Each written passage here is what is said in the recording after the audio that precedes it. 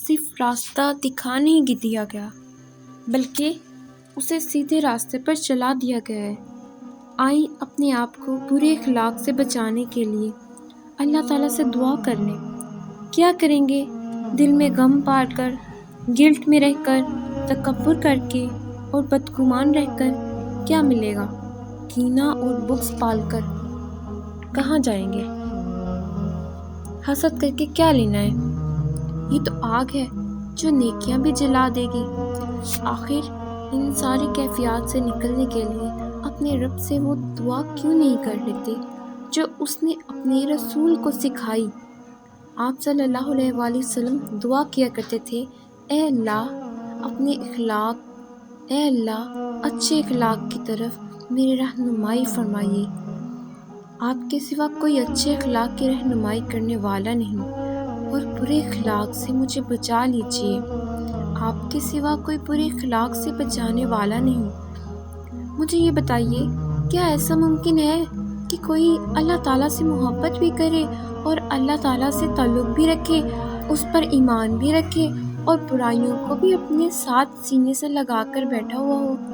کیا آپ اپنا جائزہ لے سکتے ہیں کہ کہیں آپ غم میں مبتلا تو نہیں ہیں؟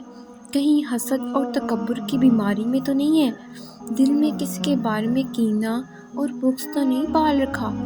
یہ اچھی طرح سے جان لیں کہ جس دل کے اندر اتنے بچھو رہتے ہوں، اتنے بڑے بڑے مگرمچھ ہوں، اتنے سانپ ہوں جو ہر وقت ڈسنے کے لیے بےتاب ہیں، تو اس کے دل میں رب کی یاد کہاں سے آئے گی؟ پھر آپ کیا کرنا چاہتے ہیں؟ اللہ تعالیٰ سے محبت یا غیر اللہ سے؟ نبی صلی اللہ علیہ وآلہ وسلم نے فرمایا، جس نے اللہ تعالیٰ کے لیے محبت کی، اللہ تعالیٰ کے لیے بغض رکھا، اللہ تعالیٰ کے دشمنوں سے بغض رکھا اور اللہ تعالیٰ کی خاطر دیا اور اللہ تعالیٰ کی خاطر روک لیا، تو یقیناً اس کا ایمان مکمل ہو گیا۔ یعنی بغض رکھا جا سکتا ہے لیکن صرف اللہ تعالیٰ کے لیے، اور ظاہر ہے کہ اللہ والوں سے تو بغض نہیں رکھا جا سکتا۔ جو رب العزت کی خاطر اپنی زندگیاں لگائیں، کام کریں، ان سے تو بغض نہیں رکھا جا سکتا۔ اس حدیث کے حوالے سے دیکھیں گے آپ کہاں کھڑے ہیں۔ آپ تو اپنی خاطر دیتے ہیں اور اپنی خاطر روک لیتے ہیں، کبھی علم کو روک لیتے ہیں، کبھی گائیڈ لائن رہنمائی کو روک لیتے ہیں اور کبھی تعلق کو روک لیتے ہیں۔ پھر کہاں سے آئے گی صدائیں لا الہ الا اللہ؟ اس رخ پر تو کوئی سوچتا ہی نہیں کہ یہ بھی دراصل شرک ہی کی قسمیں ہیں۔ غیر اللہ کے لیے محبت، غیر اللہ کے لیے نفرت، غیر اللہ کے لیے دینا، غیر اللہ کے لیے روک لینا اور غیر اللہ کو ہی توجہ کا مرکز بنانا، یہ تعلق، یہ توجہ، یہ محبت، یہ نفرت انسان کو کہیں کا بھی نہیں چھوڑتی، اور آپ اپنی ذات کے لیے بغض رکھیں گے تو کہیں کے بھی نہیں رہیں گے۔ لیکن کیونکہ جو اللہ تعالیٰ کا نہیں رہتا وہ کسی کا بھی نہیں رہتا، اور غیر اللہ کی محبت میں جکڑا ہوا انسان اللہ تعالیٰ کا غلام کبھی بھی نہیں بن سکتا۔ عام طور پر لوگ انہی چیزوں میں پھنسے ہوئے ہیں، کہیں نہ کہیں کوئی نہ کوئی چیز اس کے پاؤں کو پکڑ کر بیٹھی ہوئی ہے اور ایسی لگتا ہے کہ وہ پاؤں کی بیڑی ہے۔ آپ آزاد ہیں یا آپ کے پاؤں میں بھی بیڑیاں ہیں اور زنجیریں ہیں؟ یاد رکھیے گا کہ اگر آپ غیر اللہ کی زنجیروں میں بندھے ہوئے ہیں، اگر آپ نے غیر اللہ کی بیڑیاں پہن رکھی ہیں، چاہے وہ اپنی ذات کی بیڑی ہو، تو آپ اللہ تعالیٰ کے غلام کبھی نہیں بن سکتے۔ وہ دو راستے ہیں اور کسی ایک کو تو منتخب کرنا ہے نا۔ اگر آج یہ فیصلہ کر لیں تو ہمیشہ کے لیے آسانی ہو جائے گی۔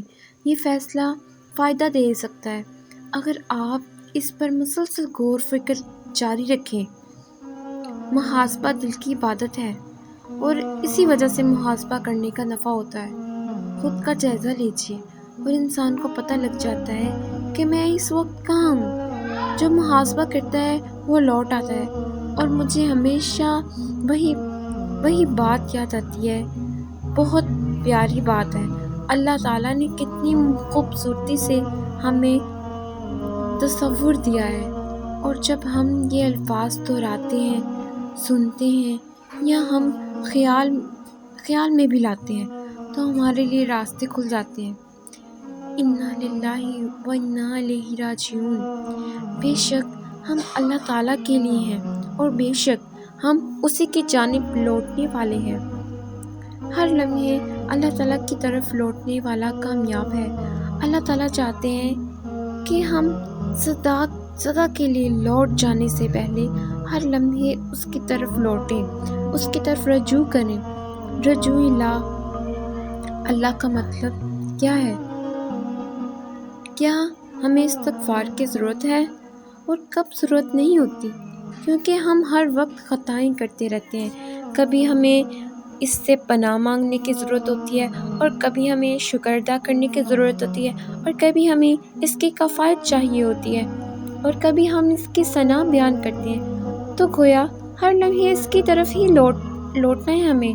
بس آپ یوں سمجھ لیجیے کہ ایمان والی زندگی اللہ تعالیٰ کی طرف لوٹنے والی زندگی ہے۔ جو انسان اس عمل کو سیکھ لیتا ہے، وہ جہاں کہیں ہے، جس حالت میں بھی ہے، اگر اپنی سوچ کو اپنے رب کریم کی طرف لوٹا لینے میں کامیاب ہو گیا تو سمجھ لے کہ وہ صراط مستقیم پر چلنے میں کامیاب ہو گیا۔ ابلیس کے مقابلے میں اللہ تعالیٰ پر اعتماد کرنے والا کامیاب ہے۔ یہ سوچ کا سفر ہوتا ہے جہاں سے ابلیس کوئی نہ کوئی دروازہ کھلا رکھتا ہے، اور اس دروازے سے باہر نکلنے والا صراط مستقیم سے نکل جاتا ہے۔ مجھے کبھی یوں محسوس ہوتا ہے جیسے صراط مستقیم ایسا راستہ ہے جو بنتا تو ہمارے شعور میں ہے، لیکن اس کے ارد گرد ہر طرف دروازے کھلے ہوئے ہیں، ہر طرف سے کال دی جا رہی ہے، لیکن دائیں طرف والے اکثر دروازے بند ہیں، کیونکہ اللہ والے کم ہی کال دیتے ہیں، اور بائیں طرف والے سارے دروازے کھلے ہوئے ہیں۔ بائیں طرف کا کوئی مقام ایسا نہیں ہے جہاں سے کوئی نہ کوئی کال نہ آ رہی ہو۔ انسان گزرتا چلا جاتا ہے اور کال آتی چلی جاتی ہے، لیکن اگر انسان اپنی ذات پر اعتماد کرے گا تو پھنس جائے گا، اور وہ اللہ تعالیٰ پر اعتماد کر کے اس راستے پر آگے جا سکتا ہے۔ ایاک نعبد و ایاک نستعین اہدنا الصراط المستقیم۔ ہم صرف تیری عبادت کرتے ہیں اور صرف تجھ ہی سے مدد مانگتے ہیں، ہمیں سیدھے راستے پر چلا۔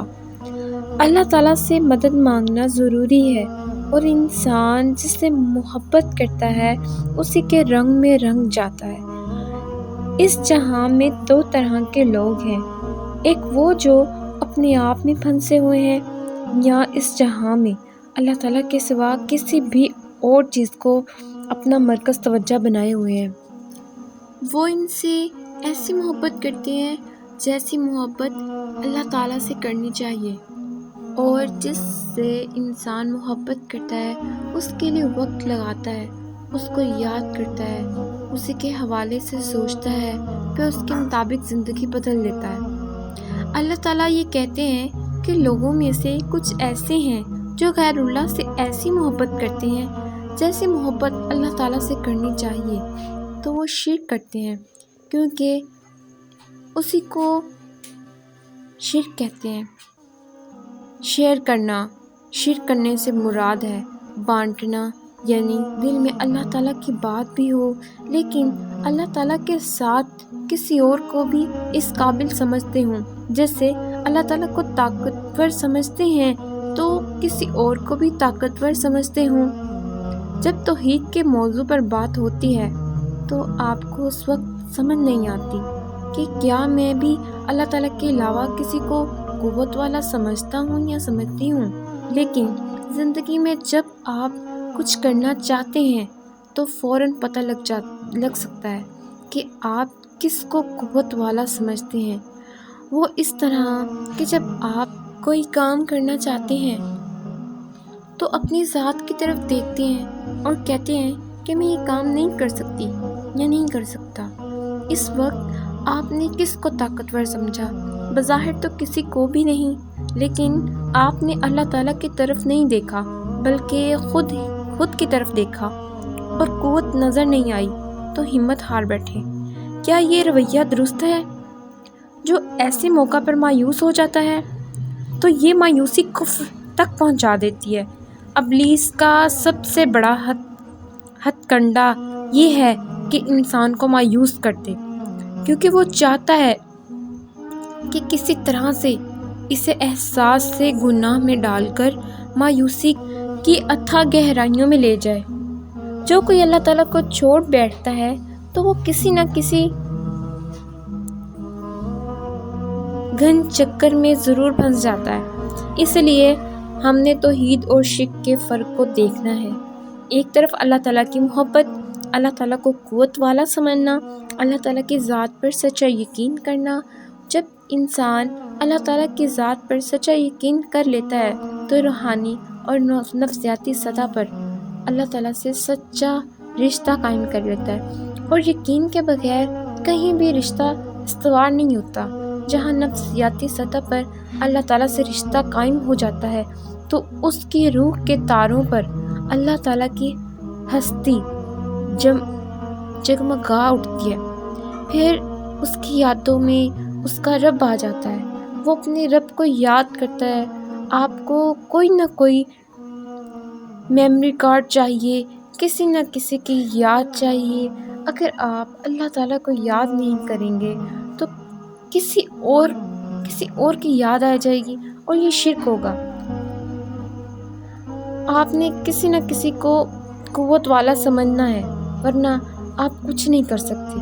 اگر آپ اللہ تعالیٰ کو قوت والا نہیں جانیں گے تو کسی اور کو قوت والا سمجھیں گے، کسی قوت کی طرف نظر جائے گی، اور جب ایسا ہوگا تو شرک آ جائے گا۔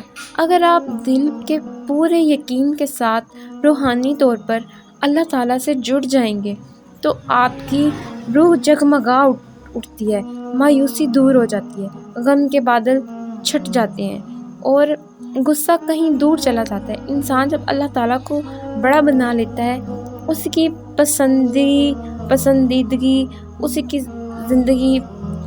زندگی اللہ کی پسند کے مطابق اور بدگمان نہیں ہوتا، پھر کینے اور بغض میں بھی مبتلا نہیں ہوتا، پھر حسد بھی نہیں کرتا، یوں اس کی ساری بیماریاں دور ہو جاتی ہیں۔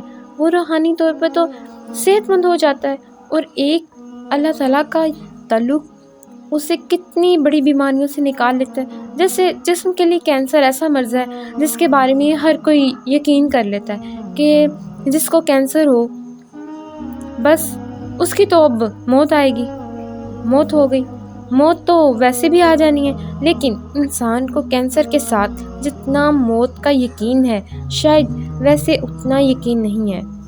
کیا ایسا نہیں ہے کہ جس کو کینسر ہو جاتا ہے تو سب کے دل میں ڈر جاتے ہیں کہ بس اب یہ جہاں سے گیا۔ کبھی آپ نے سوچا ہے کہ روح کے بھی تو کینسر ہوتے ہیں؟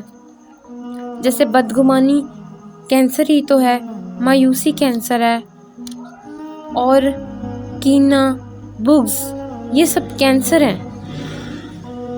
اپنی ذات سے محبت، یہ بھی کینسر ہی ہے۔ بدگمانی ذرا پہلا درجہ، پہلی سطح ہے، لیکن جسے بدگمانی کی عادت ہو جاتی ہے تو وہ دل میں بغض پالنے لگتا ہے۔ بغض کی وجہ سے اس کے دل میں کبھی رب کی یاد نہیں سما پاتی، وہ رب کی طرف رخ ہی نہیں کر سکتا۔ اس کا سب سے پہلا مظہرہ تو ہوتا ہے کہ وہ مومن ہونے کے باوجود نماز چھوڑ دیتا ہے۔ خواہ مایوس ہی تو اس سے نماز چھوٹنا شروع ہو جاتی ہے۔ یہ نشانی ہے۔ کوئی بہت عبادت گزار بھی ہوگا تو اس کی بھی نمازیں چھوٹیں گی۔ جو بدگمان ہوتا ہے، بغض میں مبتلا ہوتا ہے، تو وہ نمازی نہیں ہو سکتا۔ نمازی کبھی بغض نہیں رکھ سکتا۔ دو چیزیں ایک ساتھ تھوڑے عرصے تک ہی چلتی ہیں، اس کے بعد یا نماز اثر دکھا دیتی ہے یا بغض اثر دکھا دیتا ہے۔ یہ بیماریاں بہت شدید ہیں، اور بیمار دل والا اللہ تعالیٰ سے محبت نہیں کر سکتا۔ جب آپ کو بخار ہوتا ہے تو کیا ساری سرگرمیاں چھوٹ نہیں جاتی؟ کیا اس حالت میں سوچا جاتا ہے اور کیا بہت سارے کام نہ بھی مشکل نہیں لگتے؟ اس وقت انسان کے لیے چلنا پھرنا بھی مشکل ہو جاتا ہے۔ اسے پتہ ہی نہیں لگتا کہ وہ بار بار نیند میں چلا جاتا ہے۔ جو انسان اتنی بڑی بڑی روحانی بیماریوں میں مبتلا ہوتا ہے وہ بھی اسی طرح سے غفلت میں مبتلا ہو جاتا ہے۔ غفلت بھی تو نیند ہی کی طرح ہے۔ غفلت نیند اور جاگنے کی درمیانی حالت ہوتی ہے جہاں انسان کے کان بند ہو جاتے ہیں اور ارد گرد والے بات بھی کریں تو پتہ نہیں چلتا۔ انسان کو خود بھی پتہ نہیں لگتا کہ کیا بات کریں، کس کی زبان بھی بند ہو جاتی ہے، پھر اس کی زبان اور آنکھیں بھی خود بخود بند ہونے لگتی ہیں۔ یہ ایک ایسے انسان کی صورتحال ہے جس کا دل بیمار ہے۔ بیمار دل کے ساتھ کوئی توحید پر نہیں رہ سکتا۔ بیمار دل کے ساتھ کوئی اللہ تعالیٰ کے قریب نہیں رہ سکتا۔ بیمار دل کے ساتھ کوئی اللہ تعالیٰ سے محبت نہیں کر سکتا۔ اس لیے اپنی صحت کی فکر کر لیں، اور صحت کی فکر کرنے والا سب سے پہلے اللہ تعالیٰ کی رسی کو پکڑ لے، اور جو کہ مضبوط کڑا ہے اس کو پکڑ لے۔